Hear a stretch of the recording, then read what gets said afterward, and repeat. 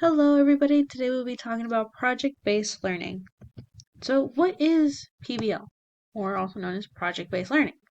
It is one of the many teaching pedagogies that focuses on students creating a deeper knowledge through real-world challenges, whether that be through assessments or projects. Today we'll be going over chapters 3, 4, and 5 of the Reinventing Project-Based Learning, Your Field Guide to Real-World Projects in the Digital Age, going over the main points and the overall summary of each chapter. So in chapter 3, Imagine for Possibilities goes over a big idea, where projects should be made to challenge students and be meaningful. So there was many times in my education where teachers would assign projects and at the end of the day I'd be like, why? This isn't engaging. It doesn't have any significance to me or to what we're learning.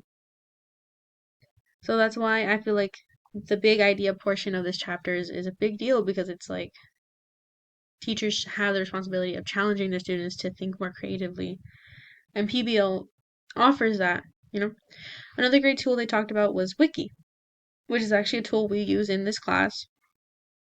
And it's an interactive digital tool that is easy to create and organize thoughts and ideas, not only of your own, but also of your students. It also allows your students to interact with their classmates and bring up a discussion or just opinions on the project matter of that week.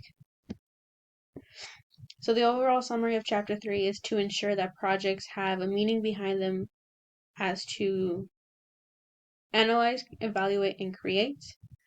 That while a project may seem like a great idea to you as the educator, think about it through your students' eyes, because it might seem more challenging or just uninterested to your students. And overall, a key thing is to involve a digital aspect into your teachings as to ensure your students are prepared to handle research, collaboration, or project management in the future, since we are going into a more digital age. Chapter 4. Strategies for Discoveries. If using a project outline made by someone else, take the time to review it. I know as educators, it's very known by our students that we will take PowerPoints, Word documents, Excel sheets, information, literally anything you can think of, an educator has probably taken it from somebody else. So in that case being, as the responsibility of an educator should be to look through that content and make sure it is right for your intended use, and that it isn't something that deviates from your overall end goal for your students. And at the end of the day, keep the idea exciting and not overpowering. Because if you keep an idea entertaining that isn't too much to deal with, then a student will learn. If a project doesn't get straight to the point or is just extremely long, then very little learning will be done, because the student will be too focused on like, oh, I have to do this step and then this step and this other step. And that just isn't something you want your student to be doing. You want them to be engaged through every process of their project or their assignments, as for them to get the most benefit out of it. Chapter 5, Making Assessments Meaningful. In this chapter, we talked about the importance of assigning assessments and how they can be beneficial. An assessment should be able to demonstrate what a student has learned through an interactive experience. Making these assessments open-ended as to not limit a student's creativity. Many times an assessment will just be like, we want you to do this, this, and this.